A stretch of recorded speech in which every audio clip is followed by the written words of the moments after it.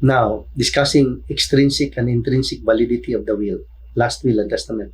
The general rule is that in probate proceedings, according to this decision of the Supreme Court, the scope of the trial court's inquiry is limited to the questions on the extrinsic validity of the last will and testament. So that is with respect to formalities.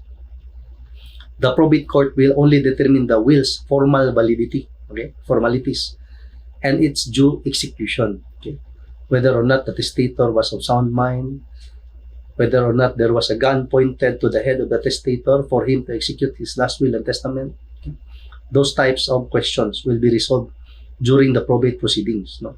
However, this rule is not inflexible and is not absolute, okay?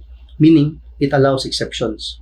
It is not beyond the probate court's jurisdiction to pass upon the intrinsic validity of the last will and testament when so warranted the exceptional circumstances. When practical considerations demand that the intrinsic validity of the will be passed upon even before it is probated, the probate court should meet the issue. Okay?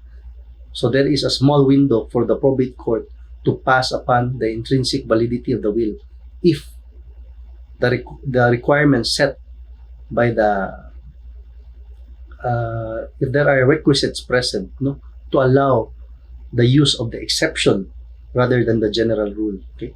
As a general rule, it will pass upon extrinsic validity of the will. As an exception, it may pass upon the intrinsic validity of the will.